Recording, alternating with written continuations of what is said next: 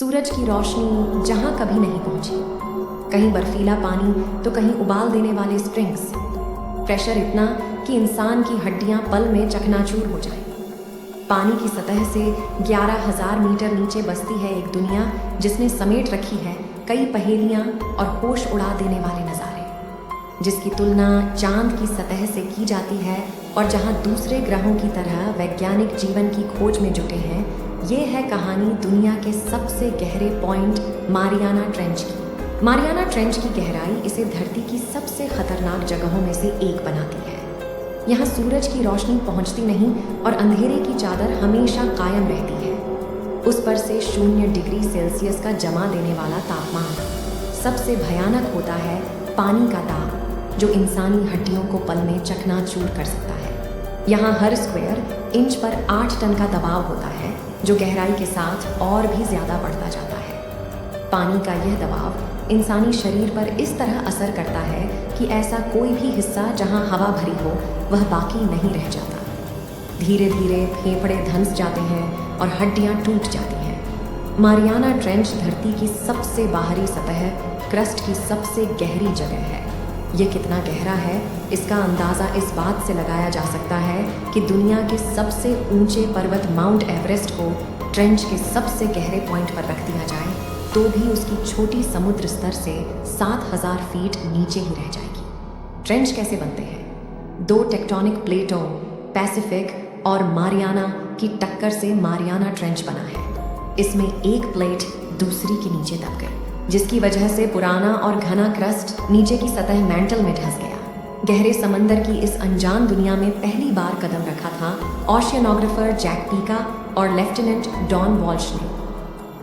23 जनवरी 1960 को ट्राइस्ट नाम की सबमर्सिबल की खिड़की से बाहर झांकते हुए दोनों ऐसे नज़ारों के गवाह बने जो पहले किसी ने नहीं देखे थे। उनके अनुभव जानने के बेताब दुनिया के मन में सबसे बड़ा सवाल था कि क्या इतनी गहराई, ठंडे पानी और भयानक दबाव में जीवन की संभावना है? 4 घंटे और 47 मिनट में सतह पर पहुंचने पर रेत में हुई हलचल की वजह से दोनों कोई तस्वीर नहीं ले सके, लेकिन उनकी आंखों ने जो देखा उस पर लंबे वक्त तक बहस चलती रही। जैक को खिड़की से बाहर एक फ्लैट फिश नजर आई। उन्होंने फौरन वॉल्श को बताया। वॉल्श ने भी इस मछली को देखा और तभी नीचे से निकली रेत उनकी खिड़की के सामने आ गई। हालांकि मरीन बायोलॉजिस्ट्स ने दावा किया कि इतने दबाव में मछलियों का होना नामुमकिन है और पीका और जैक्स ने जो देखा वह कुछ और रहा होगा।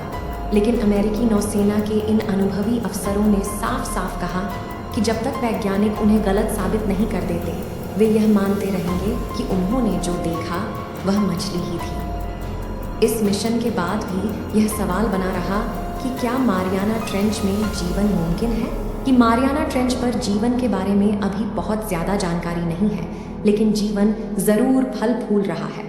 वह बताते हैं, बिना रोशनी, एसिड, तापमान और दबाव जैसी स्थितियों में भी हैरान कर देने वाली संख्या में जीव यहाँ पाए जाते हैं। 200 से ज़्यादा सूक्ष्म जीवियों से लेकर क्रस्टेशियन और आइन्थपॉड समेत सी क्यूकुम्बर, ऑक्टोपस और मछलियाँ यहाँ मौजूद हैं।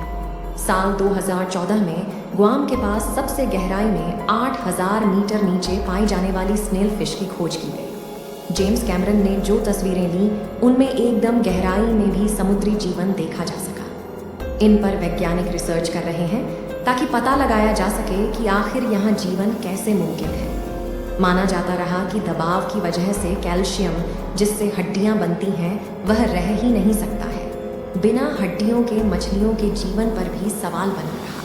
हालांकि रामकरण बताते हैं कि प्रकृति विज्ञान को हैरान करती रही है और मारियाना में स्नेल फिश का पाया जाना इसका सबूत है। उन्होंने बताया है, सतह के पास रहने वाली मछलियों में तैरने के लिए ब्लैडर होता है जिसमें हवा भरी होती है। इसकी मदद से वे ऊपर नीचे करती हैं, लेकिन गहराई में रहने वाली मछलियों में ये एयर बैग नहीं होते हैं, इसलिए दबाव का इन पर असर नहीं होता। यही नहीं, यहाँ पाए जाने वाले जीवों में हड्डियों के अलावा कार्टिलेज पर ज़्यादा निर्भरता होती है। इनके खोपड़ों में भी जगह खाली रहती है ताकि टूटने का खतरा कम हो। सबसे बड़ा बदलाव जेनेटिक स्तर पर हुआ है। किसी भी प्रक्रिया के लिए उनके शरीर में मौजूद प्रोटीन अपनी संरचना स्थिरता के साथ बदल सके। इसके लिए ज़रूरी ट्राइमेथिलामीन ऑक्साइड को बनाने वाले जीन की स्नेल फिश में ज़्यादा कॉपी पाई गई। बर्फीले पानी में रहने के लिए इन जीवों में ऐसे फैट होते हैं जो जमते नहीं हैं। इसके अलावा अंधेरा होने के बावजूद के बाद कुछ जीव तेज नज़र पर भरोसा करते हैं, तो कुछ स्पर्श और वाइब्रेशन की मदद लेते हैं।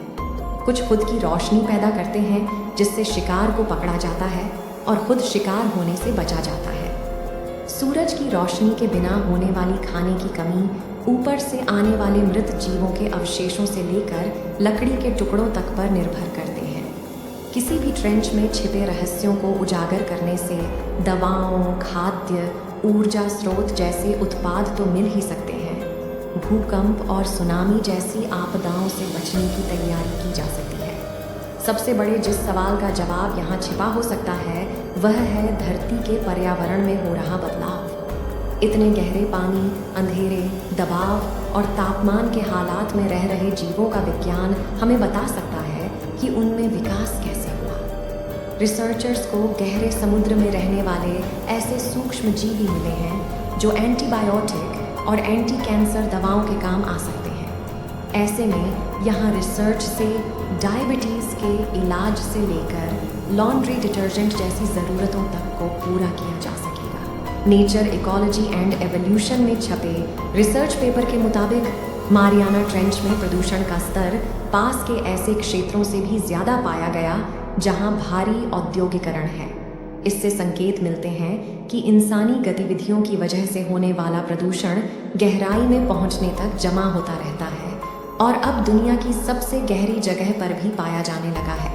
इसका असर भी दिखने लगा है। मारियाना में प्लास्टिक के बर्तनों, डिब्बों, बैग जैसे कई सामान पाए जा चुके हैं। ब्रिटेन की रॉयल सोसाइटी जर्नल में छपी रिपोर्ट के मुताबिक मारियाना ट्रेंच में एम्फीपॉड जीवों में माइक्रोप्लास्टिक तक पाई गई है, जो प्लास्टिक की बोतलों से लेकर हमारे कपड़ों तक में मौजूद होती है।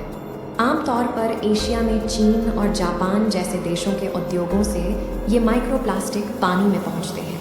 इसके अलावा समुद्र के तले में भूकंप आने से ऊपर पाए जाने वाले तत्व नीचे पहुंच सकते हैं।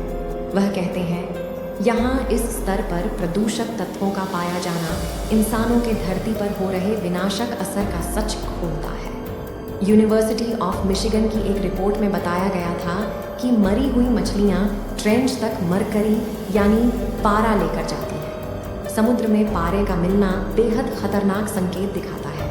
ये एक न्यूरोटॉक्सिन होता है यानी दिमाग पर असर करता है। रिसर्च के मुताबिक कोयले पर निर्भर बिजली संयंत्र, सीमेंट फैक्ट्री, इंसिनरेटर, खदानों और दूसरे ऐसे कल कारखानों से ये जहर बारिश और धूल के जरिए, नदियों के जरिए समंदर तक पहुंचता है। सूक्ष्म जीवी इसे और ज़्यादा जहरीले मेथिल मरकरी में तब्दील करते हैं।